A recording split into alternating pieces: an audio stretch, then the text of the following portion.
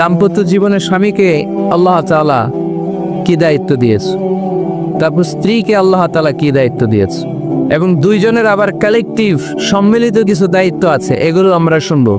শুনতে রাজি আছেন তো? কষ্ট হচ্ছে আপনাদের? এই বাম দিকটা আমাকে কষ্ট দিয়েই যাচ্ছে, খালি আওয়াজ কথা। একটু থামছে আবার শুরু, কেন? আমার দিকে তাকান। আরেকজনকে থামতে বলছে কি আপনার? এই থামো থামো, এগুলো বলেন কেন? আপনি থামেন, তাই তো। হ্যাঁ, আবার আমার সাথে কথা যা। তো প্রথমে আমরা সম্মিলিত দায়িত্বের কথা শুনবো। সম্মিলিতভাবে আল্লাহ স্বামী স্ত্রী দুইজনকেই কিছু দায়িত্ব দিয়েছে, যে দায়িত্বটা দুইজনের উপরই বর্তায়। এরপরে শুনবো স্বামীকে আল্লাহ কিছু দায়িত্ব দিয়েছে, এটা শুনবো। এরপরে স্ত্রীকে কিছু দায়িত্ব দিয়েছে, আল্লাহর কসম এই দায়িত্বগুলো যদি স্বামী স্ত্রী সম্মিলিতভাবে পালন করে, এক একটা ঘরকে আল্লাহ জান্নাতি পরিবার বানায় দিবে, সুখী সমৃদ্ধ জান্নাতি দম্পতি বানায় দিবে। এরকম দাম্পত্য জীবন, সুখময় দাম্পত্য জীবন আমাদের হোক। আমরা চাই কি চাই না? চাই। তাহলে আমরা প্রথমে আলাদা আলাদা দায়িত্ব শোনার আগে সম্মিলিত বা কালেকটিভ রেসপন্সিবিলিটি কি আছে, এই সম্মিলিত দায়িত্বগুলো শুনবো।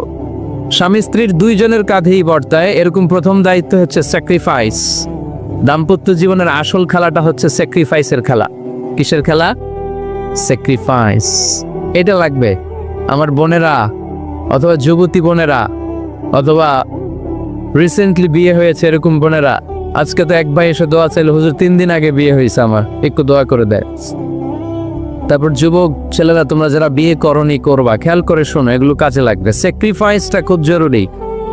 স্যাক্রিফাইস ইজ দ্য কি of a successful happy couple life.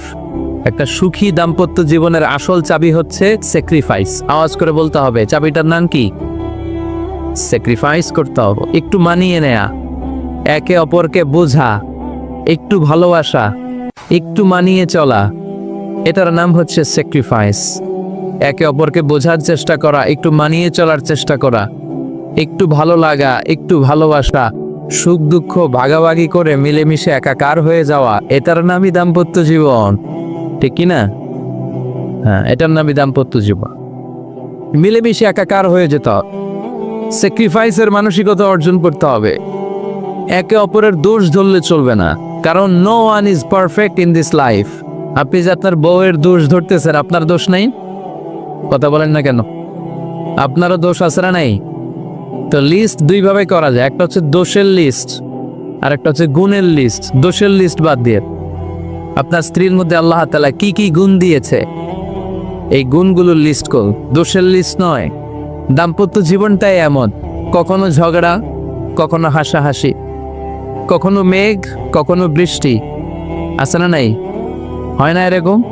Ups and downs, মাঝে মাঝে একটু ঝগড়া, মাঝে মাঝে আবার ভালোবাসা, আবার খুনসুটি, এগুলো মিলেমিশে একাকার করে স্যাক্রিফাইস দিয়ে একে অপরকে জয় করে নিতে হয়। কারণ no one is perfect in this world. এই পৃথিবীতে কেউই পারফেক্ট না। আপনি আপনার বউয়ের দোষ খুঁজলে আপনারা দোষ আছে না নাই? কেউ দোষমুক্ত নয়।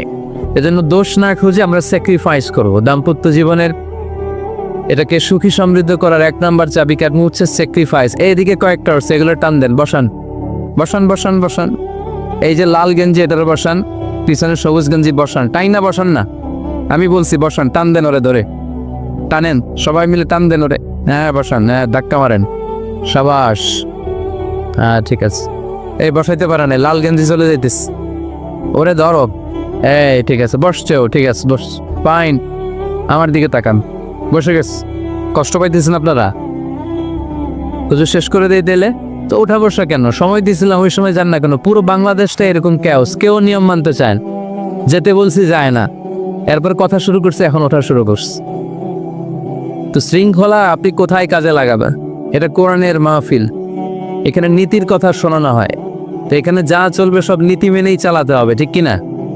অনিয়ম করতে পারবেন না আপনি। আর এইখানে তো ওনারা স্বাধীনতা ঘোষণা করছে, আলাদা হয়ে যাবে এরা, আপনারা স্বাধীন হয়ে যান, হয়েছে? এদিকে তাকান। তাহলে সুখী দাম্পত্য জীবনের 1 নাম্বার চাবির নাম কি? স্যাক্রিফাইস। চিল্লায় বলতে হবে, সেটা কি? হাজব্যান্ড ওয়াইফ দুইজনেই স্যাক্রিফাইস করবে। এই যে ভাই, আল্লাহর দোহাই লাগে, আল্লাহর দোহাই। দৌলতপুরের ব্যাপারে খুব খারাপ একটা ইমপ্রেশন নিয়ে আমি যাব আপনাদের কারণে। আপনারাই আপনাদের দৌলতপুরের বদনামের জন্য যথেষ্ট। আরেকজনের বসানোর দরকার নেই, নিজেই বসেন। কাউরে ইঙ্গিত করার দরকার নেই, কোথাও লাইট মারার দরকার নাই, লাইট বন্ধ করে নিজেই বসে যান। হ্যাঁ ঠিক আছে, এদিকে তাকান। দাম্পত্য জীবনকে সুখী করার 2 নাম্বার কালেকটিভ ফর্মুলা হচ্ছে ঝগড়া করা যাবে না। ঝগড়া আপনারা করেন নাকি ভাবির সাথে? ভাবির সাথে ঝগড়া করেন কে কে? দেখি হাত তোলেন। এদিকে সব আল্লাহর ওলি, এরা ঝগড়া টগড়া করে না। আপনি করেন? এই সাহসী সন্তান আছে কিছু, মাশাআল্লাহ। ঠিক আছে, বেশি করেন না আবার। হ্যাঁ ঠিক আছে, ঠিক আছে, তোমরা করো, বুঝছি, আপনারা করেন। ওকে, না ঝগড়া করা যাবে না। একজন ঝগড়া শুরু করলে আরেকজন চুপ থাকতে হবে। দুইজনই ঝগড়া করলে, দুইজন রেগে গেলে ঝামেলা আসরা নাই। স্বামী রেগে গেলে স্ত্রী চুপ, স্ত্রী কখনো রেগে গেলে স্বামী চুপ, দুইজনই রেগে গেলে তৃতীয় বিশ্বযুদ্ধ, ঠিক কিনা? এজন্য ঝগড়া করতে দেয়া যাবে না। কারণ এই ঝগড়া, সামান্য ঝগড়া থেকে এই ঝগড়া বাড়তে বাড়তে এটা বিচ্ছেদের দিকে গড়ায়, ডিভোর্স হয়ে যায়। এরকম কত কেস যে আমার কাছে আসে, কত কেস যে আমার কাছে আসে যে হুজুর ছোট্ট ঝগড়া থেকে আমাদের মধ্যে ঝগড়া বাড়তে বাড়তে ইগো প্রবলেমের কারণে বিচ্ছেদে গড়ায়। আর এই ঝগড়া একটু শুরু হলে ইবলিস শয়তানের কাজ হচ্ছে পালে বাতাস দেয়। কি দেয়? পালে বাতাস পেলে এটা দাউ দাউ করে উঁচু হয়ে ওঠে। আগুনের মধ্যে যেমনি কেরোসিন ঢাললে দাউ দাউ করে জ্বলে, সামান্য ঝগড়ার ছোতা পেলে ইবলিস শয়তান খালি দাউ দাউ করে এই ঝগড়ার আগুনকে জ্বালিয়ে দেয়, ঠিক কিনা? এজন্য ঝগড়া করবেন না, মেহরবানি করে ঝগড়া শুরু করবেন না। যে কোনো মূল্যে ঝগড়াকে থামায় রাখতে হবে। তো ফ্যামিলিতে ঝগড়া অনেক সময় হয়ে যায়, কিন্তু একজন ঝগড়া করলে আরেকজন চুপ থাকতে হবে। ঝগড়া নিয়ে একটা মজার গল্প আছে, শুনবেন? বিশৃঙ্খলা ভোগ করলে তো গল্প শোনানো যাবে না, একেবারে চুপ। আমার দিকে তাকান, তাকিয়েছেন? ঝগড়া নিয়ে যে গল্পটা সেটা হচ্ছে, ওয়াজ শুনে বাড়িতে গেছে রাত 11টায়। তো বাড়ির কাছাকাছি যেতে না যেতে স্ত্রীর আবার স্বভাব হচ্ছে রাতের খাবারটা স্বামীর সাথে একসাথে খায়, আলাদা খায় না। তো বাড়ির সামনে যেই স্বামী ফোন দিছে ওয়াইফকে, এই শুরু করার আগে দরজাটা খোলো, আমি চলে আসছি। তো ওয়াইফ এসে দরজা খুলে দিস।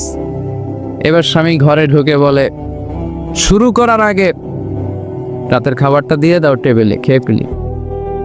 স্ত্রী বেচারি ডাইনিং টেবিলে খাবার দিয়েছে, হাজব্যান্ড বেচারা ওয়াশরুম থেকে ফ্রেশ হয়ে ডাইনিং টেবিলে বসেছে, স্ত্রীও বসেছে। তো খুব বড্ড গরম। হাজব্যান্ড বলে, শুরু করার আগে ফ্যানটা ছাড়। এইবার তো স্ত্রী বেচারি রেগে মেগে আগুন, কি আসার পর থেকে শুরু করার আগে কি শুরু করার আগে? হাজব্যান্ড বলে, এই তো শুরু হয়ে গেল। মানে কি? ঝগড়া। মানে কি? ঝগড়া। প্রিয় ভাইয়েরা, ঝগড়া করবেন না। স্বামী রেগে গেলে স্ত্রী চুপ থাকবেন, স্ত্রী রেগে গেলে স্বামী চুপ থাকবেন। কারণ সহিহ মুসলিমে এসেছে, ইন্না ইবলিসা ইয়াদাউ আরশাহু আলাল মা। ইবলিস শয়তান তার সিংহাসন গেড়েছে সাগরের উপর। কোথায়? ইবলিসের সিংহাসন কোথায়? সাগরের উপর। সুম্মা ইয়াবআসু সারায়াহু, সে প্রতিদিন সকালবেলা তার সাঙ্গপাঙ্গরে গোটা পৃথিবীতে পাঠায়, যা পৃথিবীতে ফাসাদ সৃষ্টি কর। ইবলিস যখন সাঙ্গপাঙ্গদেরকে গোটা পৃথিবীতে ছড়িয়ে দেয়, সারাদিন ধোকা দেওয়ার পরে, ওয়াসওয়াসা দেওয়ার পরে, রাত্রিবেলা ইবলিসের কাছে ফিরে আসে, এসে বলে, ও ইবলিস, আমি আজকে আল্লাহর বান্দাদেরকে দিয়ে মিথ্যা কথা বলিয়েছি। ইবলিস বলে, এটা তো কোনো ব্যাপারই না, এগুলাই তো তোদের কাজ। আরেক শয়তান বলে, আমি ওজনে কম দিয়েছি একজনের মাধ্যমে বাজারে। ইবলিস বলে, এটাও তেমন বড় কোনো কাজ নয়। আরেকজন বলে, আমি সুদের ডিলিংস করিয়েছি। ইবলিস বলে, এটাও কোনো কাজ নয়। আরেক শয়তান বলে, আমি মদের আড্ডাখানায় নিয়ে মসজিদে যেতে নিয়েছিল, সেখান থেকে সরিয়ে মদের আড্ডাখানায় আল্লাহর বান্দাদেরকে নিয়েছি। ইবলিস বলে, এইটাও তেমন বড় কোনো কাজ নয়। আরেক শয়তান এসে বলে, মা তারাকতুহু হাত্তা ফাররাকতু বাইনাহু ওয়া বাইনা ইমরাআতিহি, আমি এক আল্লাহর বান্দার সাথে বান্দির ঝগড়া লাগিয়ে ঝগড়া করাতে করাতে তালাক পর্যন্ত নিয়ে গিয়েছি।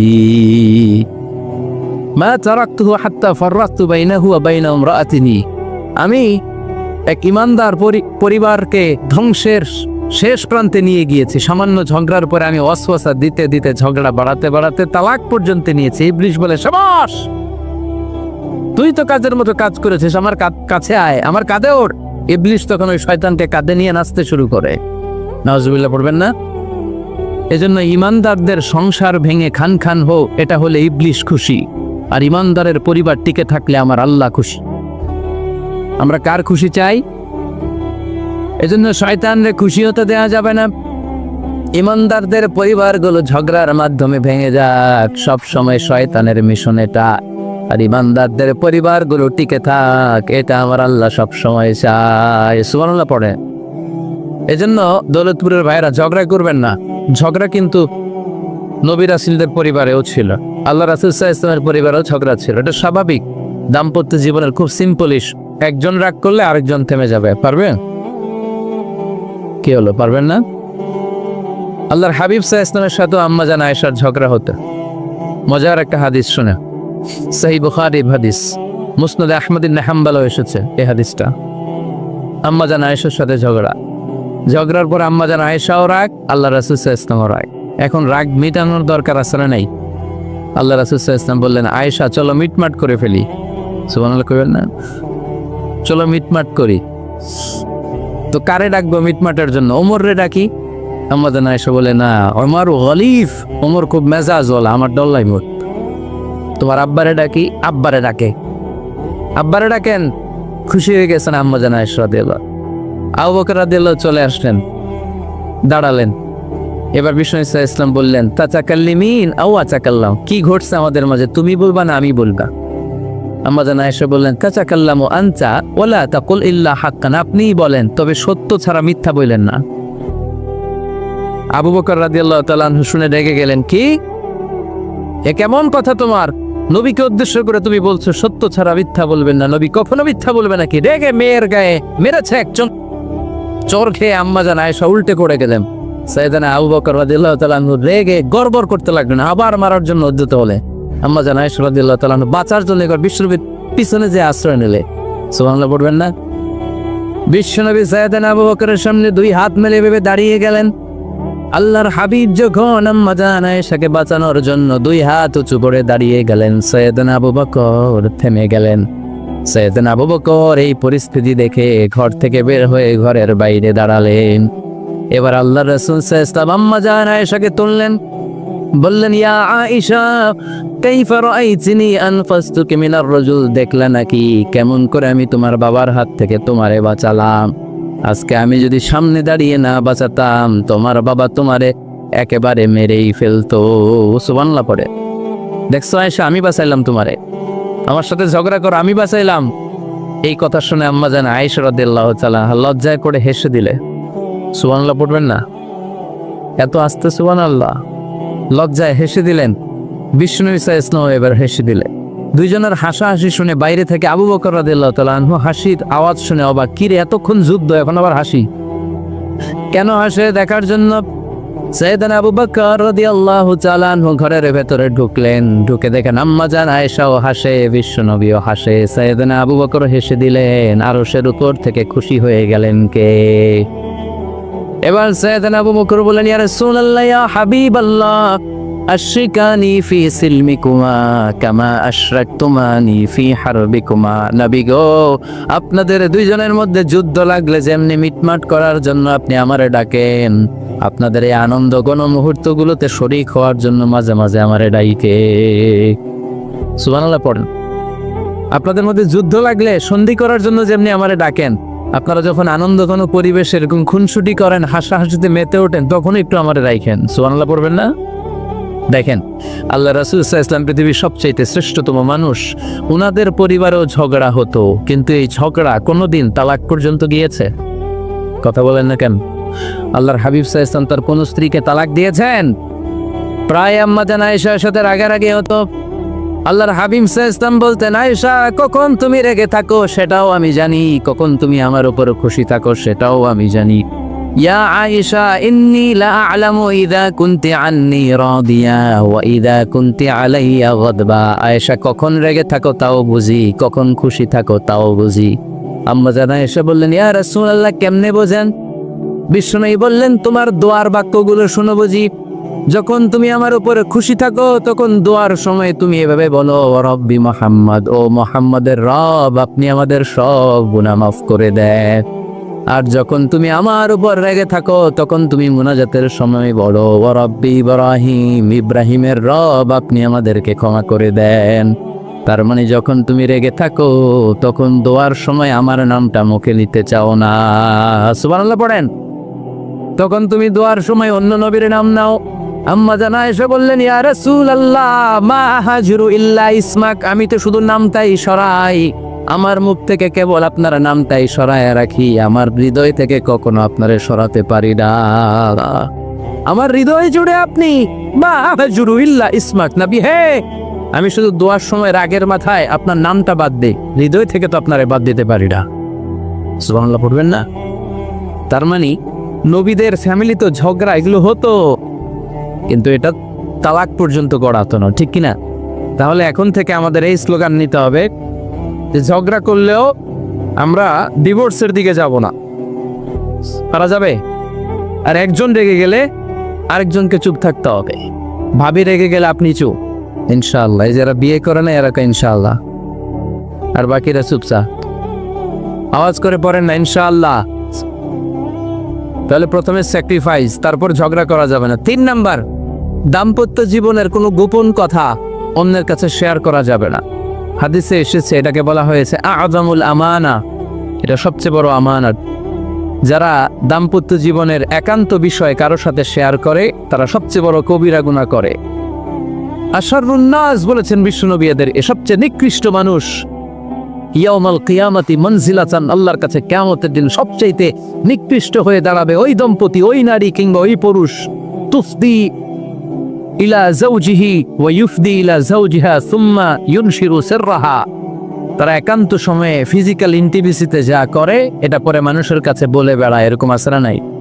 খবরদার, এটা বড় কবিরা গুনাহ। অনেক বোনরা একসাথে হলে দাম্পত্য জীবনের বিভিন্ন গোপন বিষয় নিয়ে কথা বলে, আছে না নাই? অনেক পুরুষরা একে অপরের সাথে, বন্ধুদের সাথে বিভিন্ন বিষয় নিয়ে শেয়ার করে, এটা এমন ওইটা এমন, এগুলো বলা যাবে?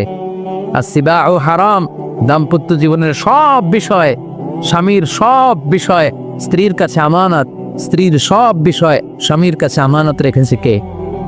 দাম্পত্য জীবনের এই প্রাইভেট লাইফের কোনো কিছু কিয়ামত পর্যন্ত অন্যের কাছে প্রকাশ করাকে হারাম ঘোষণা করে দিয়েছে কে? এজন্য খবরদার আমার বোনেরা, একসাথে মহিলারা হলে পেটের কথা পিঠের কথা সব বের করে দেয়, আসরা নাই, কিছু থাকে না, সব বের হয়ে যায়। খবরদার, সব বললেও দাম্পত্য জীবনের কোনো কথা শেয়ার করা যাবে? আমার ভাইয়েরা খবরদার, আপনাদের দাম্পত্য জীবনের কোনো কথা আপনার বন্ধুর সাথে শেয়ার করতে পারবেন না। এগুলো ফ্যামিলি শান্তি নষ্ট করে, দাম্পত্য জীবনের সুখকে নষ্ট করে। তাহলে 3 নাম্বার, প্রাইভেসি বজায় রাখবেন, এটা দুজনেরই দায়িত্ব। 4 নাম্বার, অহেতুক সন্দেহ পরিহার করুন।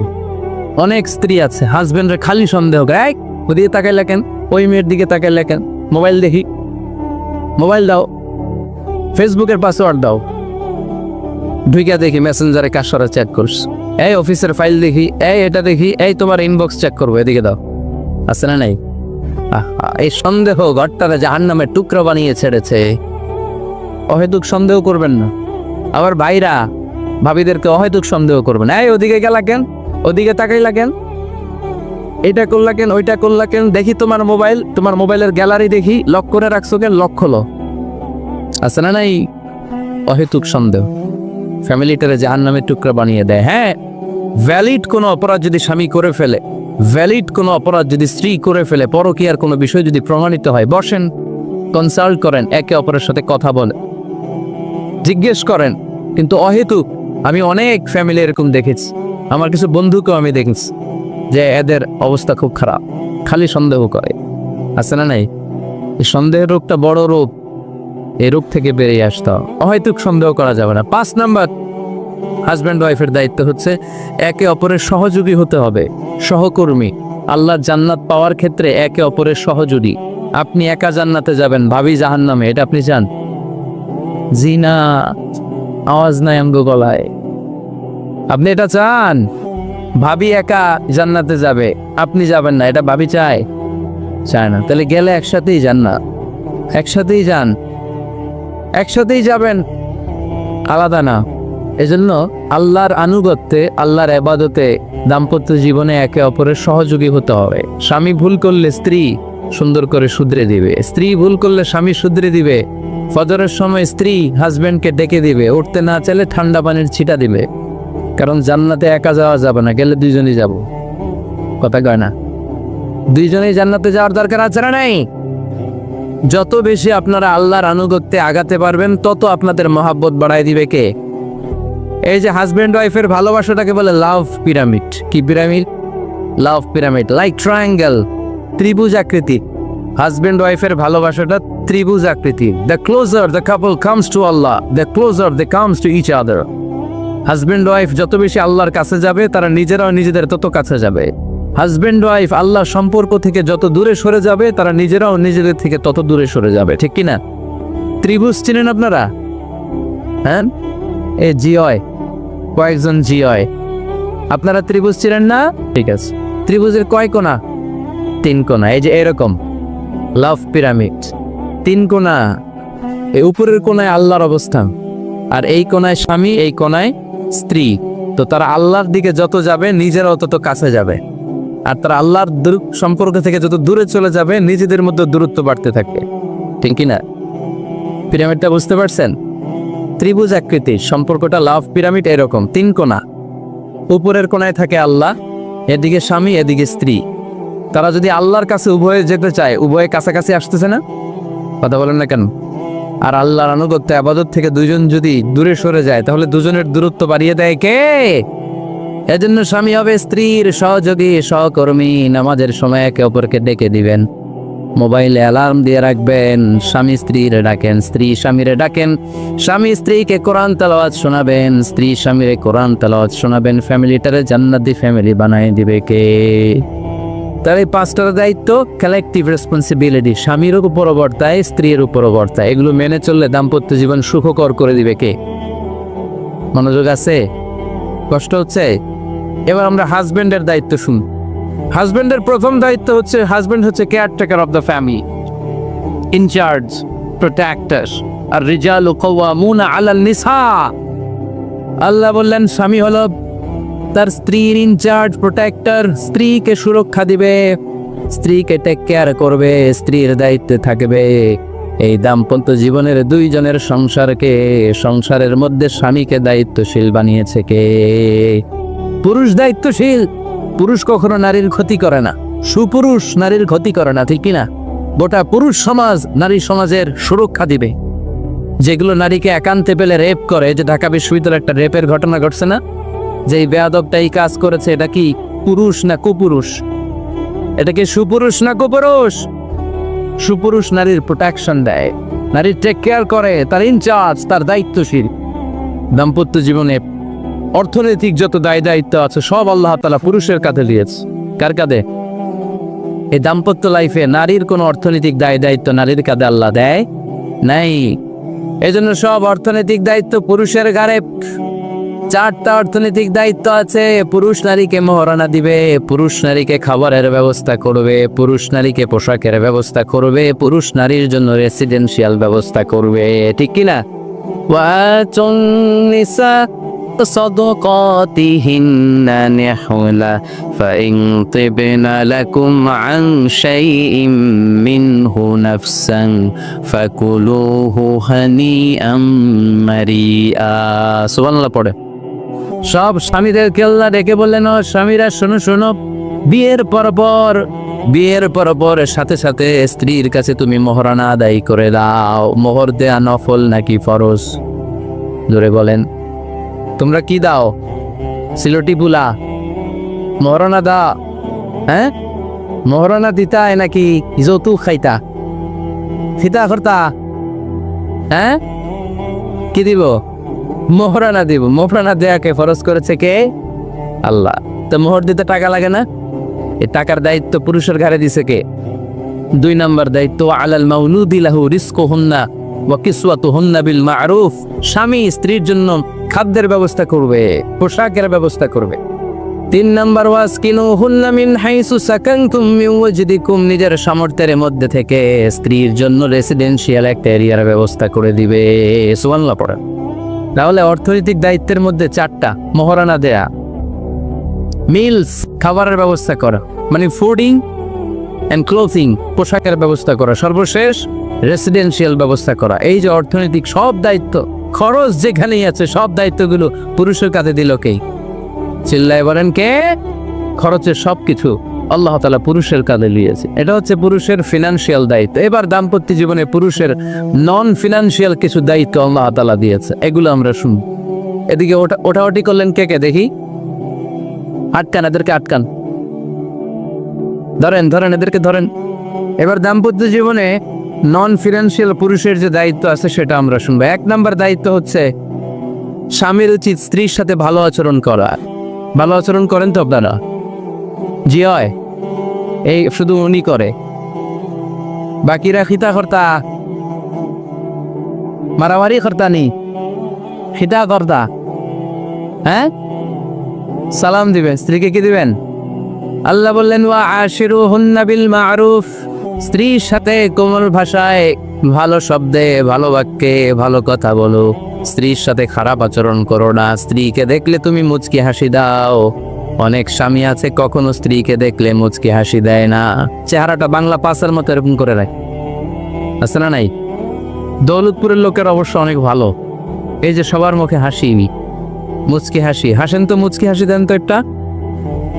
আওয়াজ করলে মুচকি হাসি হয় নাকি? এটা মুচকি হাসি, দাঁত দেখা যাবে না, সাউন্ড হবে না, শুধু এখানে একটু একটা এক চিলতে হাসির একটা ঝলক পড়বে, এটা বলে মুচকি হাসি। কেন রাসূলুল্লাহ সাল্লাল্লাহু আলাইহি ওয়াসাল্লাম আকসারু তাবাসসুমান, আল্লাহর হাবিব সাল্লাল্লাহু আলাইহি ওয়াসাল্লাম সব সময় মুচকি হাসতেন। অনেকে আছে চেহারা গোমরা করে রাখে, জীবনেও হাসে না, এরকম আছে না নাই? দেখছেন এরকম আছে? এই এলাকায় তো নাই না? আছে। হাসবেন, হাসবেন। মুচকি হাসতে পয়সা লাগে না, পয়সা লাগে, এজন্য হাসবেন। আল্লাহর হাবিব সাল্লাল্লাহু আলাইহি ওয়াসাল্লাম বলেছেন ফাস্তাউসু বিন-নিসাই খায়রা, নারীর সাথে ভালো আচরণ করো। নারীদেরকে বাঁকা পাঁজরের হাড় দিয়ে তৈরি করা হয়েছে। এই হাড়কে সোজা করতে গেলে ভেঙে যাবে, রেখে দিলে বাঁকাই থেকে যাবে। তো কি করতে হবে? ফাস্তাউসু বিন-নিসাই খায়রা, কোমল আচরণ করো।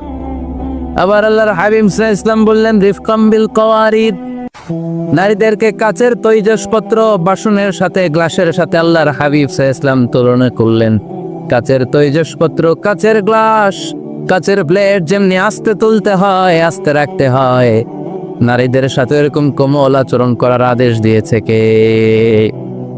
কাচের গ্লাস, তৈজসপত্র, জগ কিভাবে রাখেন আপনারা? খুব জোরে এরকম থাপাস করে নাকি? উঠানোর সময় থাপাস করে উঠান? খুব স্মুথলি, স্মুথলি এটা ধরতে হয়, স্মুথলি এটা রাখতে হয়। তেমনি নারীদের সাথেও স্মুথলি আচরণ করবে। নারীদেরকে যত আপনি কোমল মোলায়েম ভাষায় কথা বলতে পারবেন, তারা তত আপনার কথা শুনবে। যত সুন্দর সুন্দর কথা, নারীকে, স্ত্রীকে বলবেন তুমি আমার সব, তুমি আমার কৈতরি, তুমি আমার টুনটুনি, তুমি আমার ময়না পাখি, তুমি আমার সোনা পাখি। ওই যে কয় কলিজা, তার মানে প্র্যাকটিস চলে বাসায়। আর কি ডাকেন? ভাবিরে কি ডাকেন বলেন? জান, জান ডাকেন। আর ভাবি কি ডাকে আপনাদেরকে? বাবু। কি ডাকে? বাবু ডাকে। আর কি ডাকে? হ্যাঁ, বেবি। পোলাপান কত দুষ্ট দেখছেন, বেবি ডাকে নাকি? স্বামী স্ত্রীর মধ্যে এই সোহাগপূর্ণ, এই ভালোবাসাপূর্ণ এই ডাকাডাকিতে কোনো গুনাহ নাই, আছে সওয়াব। এগুলো দাম্পত্য জীবনকে সুখময় করে, ঠিকই না? তাহলে স্ত্রীদের সাথে কোমল আচরণ করতে হবে, এক নাম্বার দায়িত্ব। দুই নাম্বার দায়িত্ব, স্ত্রীর সেক্সুয়াল ডিজায়ারকে ফুলফিল করতে হবে। সেনসিটিভ, যেগুলো ব্যাখ্যা করে বোঝানো কঠিন, আপনারা বুঝবেন যারা ম্যাচিউরড, মোর দেন 18 ইয়ার্স, যারা 18+ যাদের বয়স, সেক্সুয়াল ডিজায়ার ফুলফিল করা হাদিসে এসেছে, এটা স্বামীর দায়িত্ব। ফিজিক্যাল ইন্টিমেসির সময় নিজের ডিজায়ার ফুলফিল হলেই কুইট না করা, সময় দেয়া, এটা আবশ্যক। এই বিষয়েও প্রত্যেক স্বামীর খেয়াল রাখা দরকার। সংক্ষেপে শেষ করে দিলাম। 3 নাম্বার, স্ত্রীর ব্যক্তিগত বৈধ কাজে স্বাধীনতা দিতে হবে স্বামীর। অনেক স্বামী এই ছোট্ট বিষয় নিয়ে মারামারি লাগায় ফেলে ঘরে। স্ত্রীর ব্যক্তিগত বৈধ যে চয়েস, এটাতে আপনি স্বাধীনতা দিবে। স্ত্রীর মনে চায় রান্না বান্না শিখতে, আপনি বললেন তুমি কম্পিউটার শিখো, কিলাকিলি আছে না নাই? স্ত্রীর মনে চায় কাঁথা সেলাই শিখতে, নকশি কাঁথা, আপনি বললেন না তুমি ল্যাঙ্গুয়েজ শিখো, ঝামেলা আছে না নাই? না, আপনার স্ত্রী আর একটা ইন্ডিভিজুয়াল, প্রত্যেকের আলাদা ব্যক্তিগত রুচি, চাহিদা, মতামতের গুরুত্ব আছে না নাই? এজন্য প্রত্যেক স্বামীর উচিত স্ত্রীর বৈধ ব্যক্তিগত যে কাজ, অবৈধগুলা না। আবার স্ত্রী বলল যে জি বাংলা দেখবো, তুমি একটা টিভি নিয়ে আনা যাবে? কথা বলেন। স্ত্রী বলল চলো পহেলা বৈশাখে আমরা নাচানাচি করব তুমি আর আমি মিলে, এটা মানা যাবে? স্ত্রীর ব্যক্তিগত বৈধ কাজের স্বাধীনতা দেয়া। আম্মা জান আয়েশা রাদিয়াল্লাহু তাআলা আনহা বলেন, ওয়া কানা লি সাওয়াহিবু ইয়ালআবনা মাই, বুখারীর বর্ণনা। আমি যখন আল্লাহর হাবিব সাল্লাল্লাহু আলাইহি ওয়াসাল্লামের বাড়িতে বউ হয়ে আসলাম, আমার কিছু খেলার সাথী ছিল। আমি কাপড় দিয়ে পুতুল বানাতাম আর ঘোড়া বানাতাম, এগুলো দিয়ে খেলতাম। আমার সাথীরা আসলে রাসূল সাল্লাল্লাহু আলাইহি ওয়াসাল্লাম ঘরের পর্দা নামিয়ে দিয়ে আমার জন্য ঘরটা ছেড়ে দিত। সুবহানাল্লাহ বললেন না? আল্লাহর হাবিব সাল্লাল্লাহু আলাইহি ওয়াসাল্লাম কখনো বলতেন না আয়েশা তোমার বান্ধবীরা যেন ঘরে না আসে, কখনো বলতেন না আয়েশা আমি নবী মানুষ, তুমি নবীর বউ, তুমি কেন পুতুল দিয়ে খেলো, তুমি যেন কাপড় দিয়ে পুতুল বানাও, কেন ঘোড়া বানাও, এগুলো বন্ধ করো।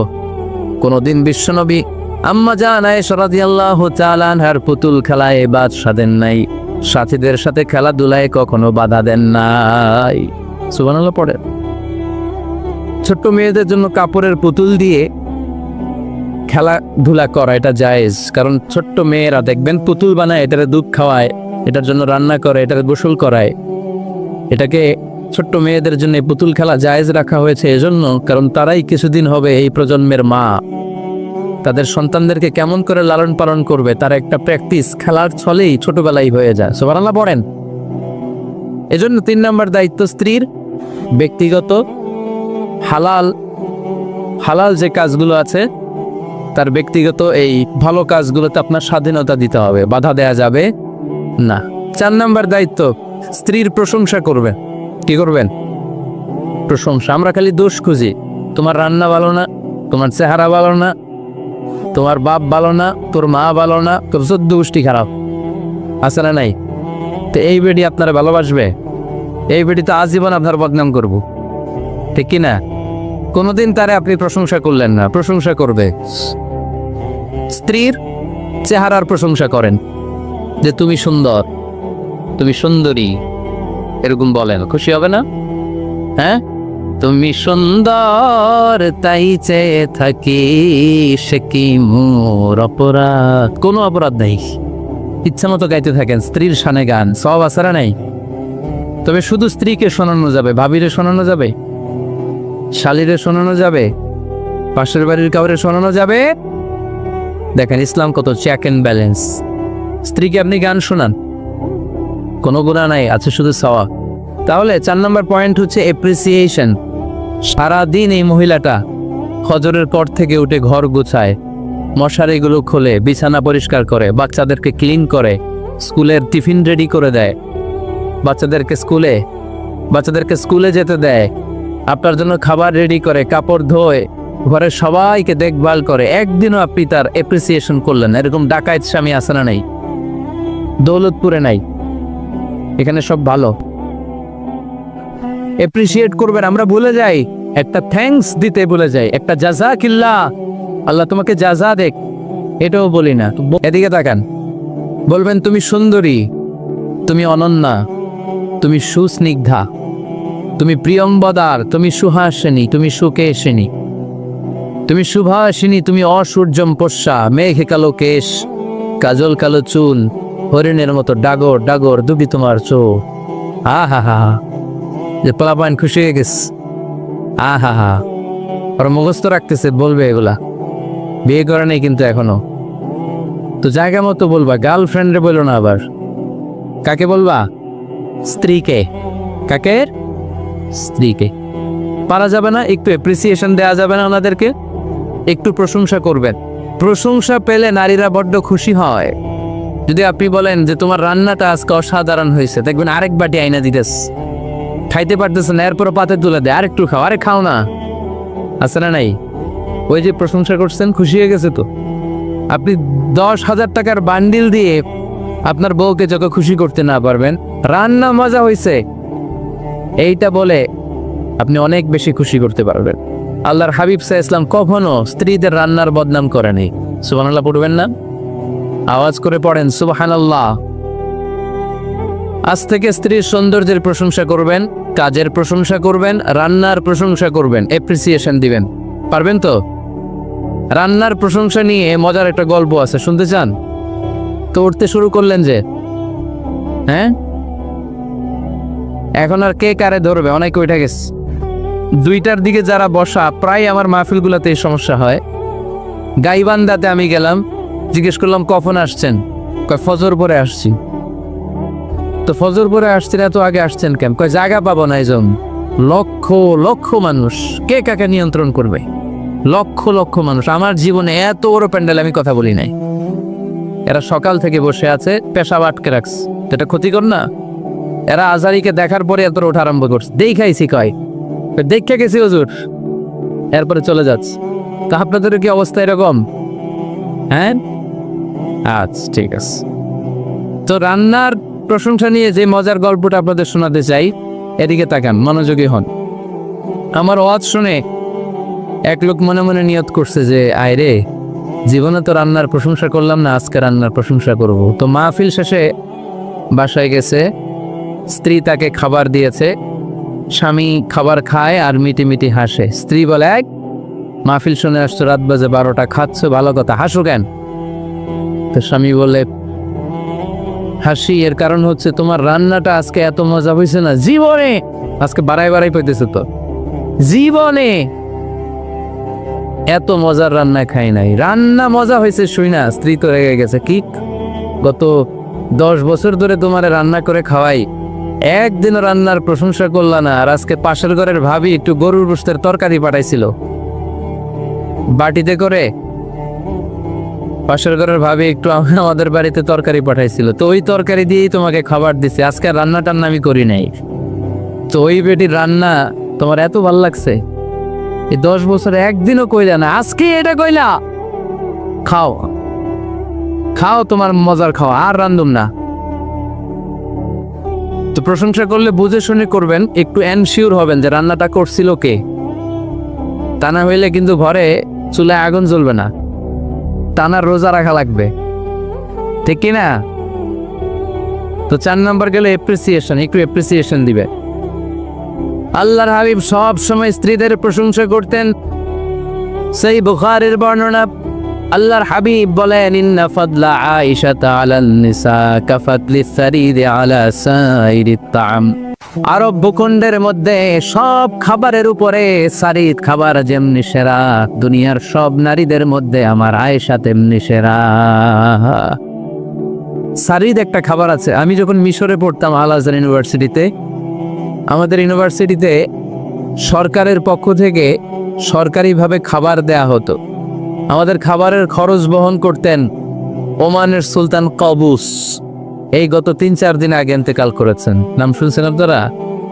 প্রায় 40 বছরেরও বেশি, মনে হয় 45 বছর বা 50 বছরের লম্বা সময় উনি ওমানের প্রেসিডেন্ট ছিলেন।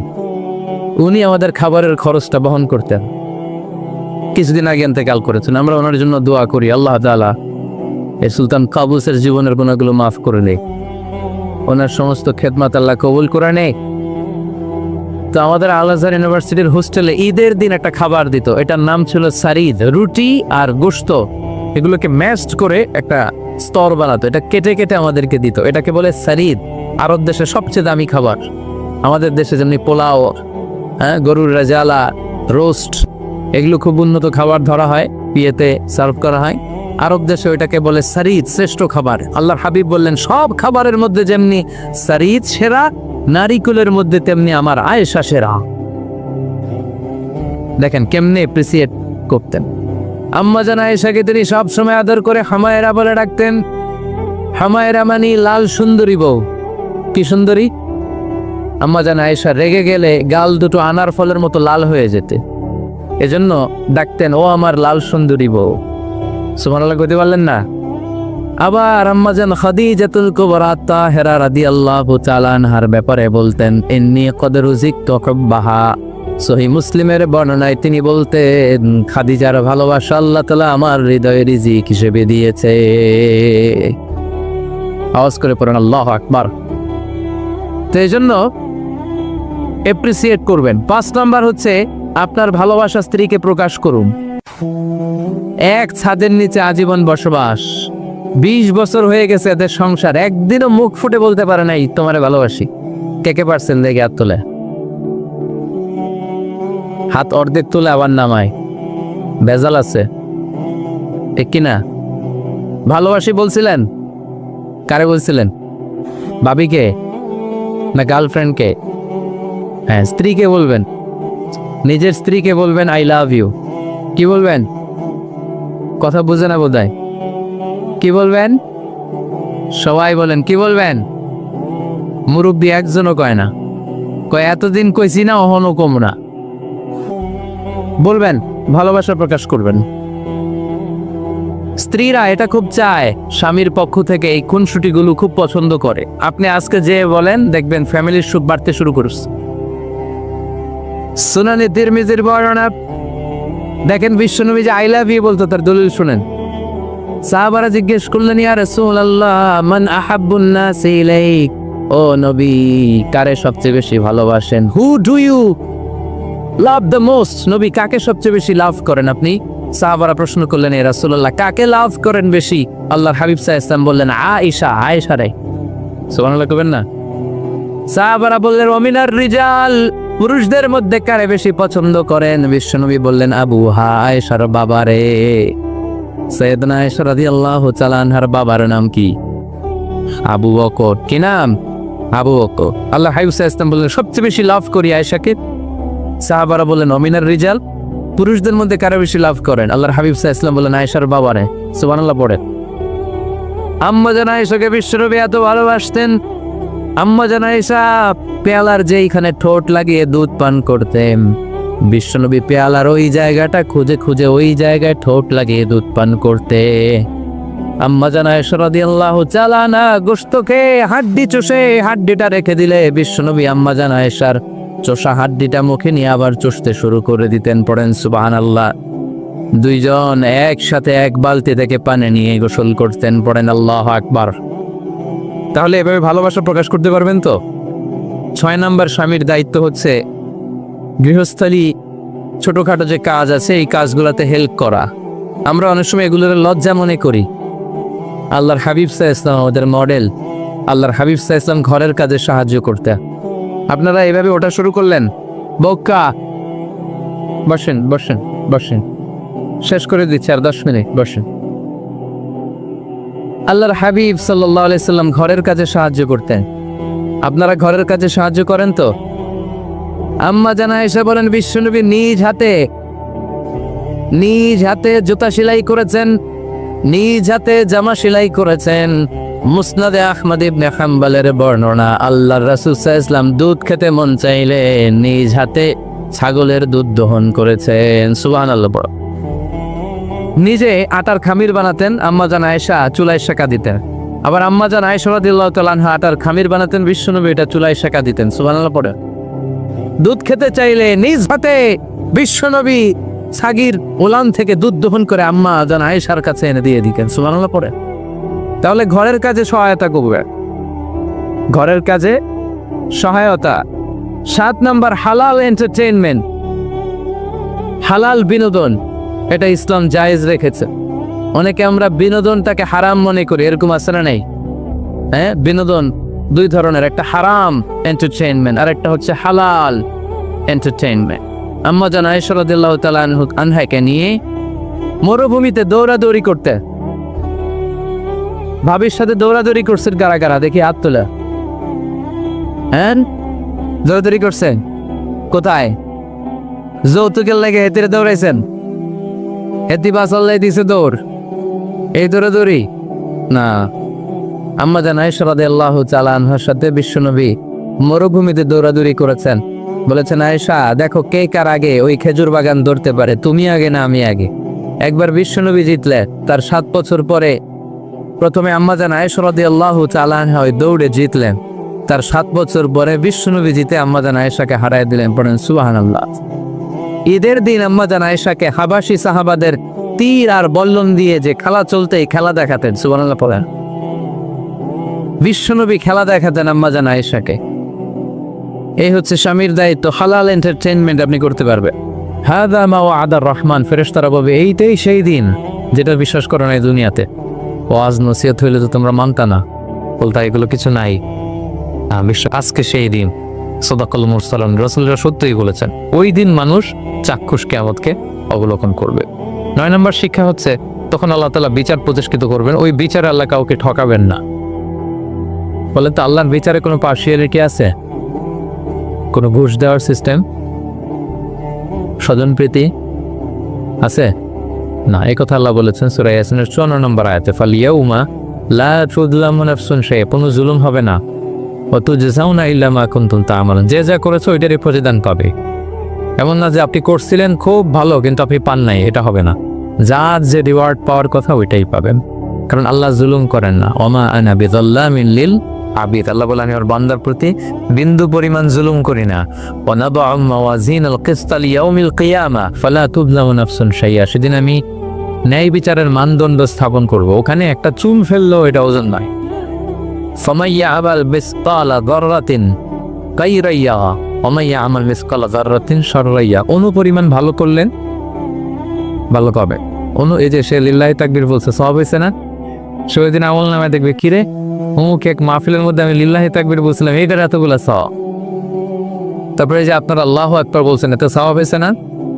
তো এরকম ছোট্ট ছোট্ট প্রতি মুহূর্তে একজন রাস্তা চেনে না, রাস্তা দেখাই দিলেন, একজন একটা ভালো উপদেশ দিলেন। এইভাবে ছোট্ট ছোট্ট যত ভালো কাজ সব পাবে, ছোট্ট ছোট খারাপ কাজ সব সেদিন পাবে, কোনো জুলুম হবে না।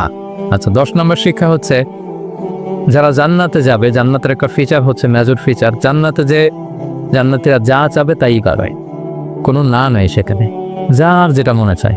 এটা সূরা ইয়াসিনের 57 নম্বর আয়াত আল্লাহ বলেছেন লাহুম ফিহা ফাকিহা ওয়া লাহুম মা ইয়াদউন, সেখানে অজস্র অঢেল সুস্বাদু মুখরোচক ফলমূল থাকবে। দুনিয়াতে এক ফলে এক মজা, আনারসের মজা তরমুজে নাই, তরমুজের মজা আমে নাই, আমের মজা বাঙ্গিতে নাই, বাঙ্গির মজা কাঁঠালে নাই, কাঁঠালের মজা ডুরিয়ানে নাই। যেইটা খাবেন ওইটা স্বাদ। জান্নাতে এক ফলের ভেতরে 1000 রকমের স্বাদ আল্লাহ ঢুকায় দিন। আচ্ছা, দুনিয়াতে যে কমলা খান, কমলার ছোলা খান, হ্যাঁ, ডাব যে খান, ডাবের ছোলাটা খান, মানে ওইখানে ডাবের চেয়ে আর ডাবের ছোলা মজা লাগছে। কমলার চেয়ে কমলার ছোলা হবে আরো সুস্বাদু। মানে ওইটার ফিচারের সাথে দুনিয়ার ফিচারের কোনো তুলনাই হয় না, নো কম্পারিজন। যা চাবে তাই কা। ইয়াসিনের 11 নম্বর শিক্ষা হচ্ছে সেদিন নিজের হাত পা নিজের বিরুদ্ধে সাক্ষী দিবে যারা জাহান্নামে যাবে। কারণ জাহান্নামীরা বলবে না আল্লাহ করি নাই, তোমার ফেরেশতারা ভুলে লিখছে, আল্লাহ আরেকজনের আমলনামা আমার দিয়ে দিছে, এই অনেক ধরনের অজুহাত। তখন আল্লাহ তাআলা তার মুখটাকে সিলগালা করে দিবেন। ফালইয়াউমা নাফতিমু আলা আফওয়াহিহিম ওয়া তুকাল্লিমুনা আইদিহিম ওয়া তাশহাদু আরজুলুহুম বিমা কানু ইয়াকসুবুন। আল্লাহ বলে তোমার মুখ আমি সিলগালা করে দিলাম, হাত কথা বলতে তখন পা সাক্ষী দিবে কোথায় যে এই পাপটা করছেন। আপনি অবাক হন, কি রে এই হাতে তো কত আংটি পরলাম, এরপর কত লোশন মাখলাম, হ্যাঁ, কত সুন্দর বডি ওয়াশ দিয়ে হাতটাকে ক্লিন রাখলাম, তারপর হাতের মধ্যে গ্লাভস পরলাম, হাত পা কত যত্ন আমি নিলাম। এই হাত পা আমার বিরুদ্ধে কথা বলে রাগে মানুষ বলবে ওয়াকালু লিজুলুদিহিম লিমা শাহিদতুম আলাইনা, কি রে আমার বিরুদ্ধে কথা বলিস কে?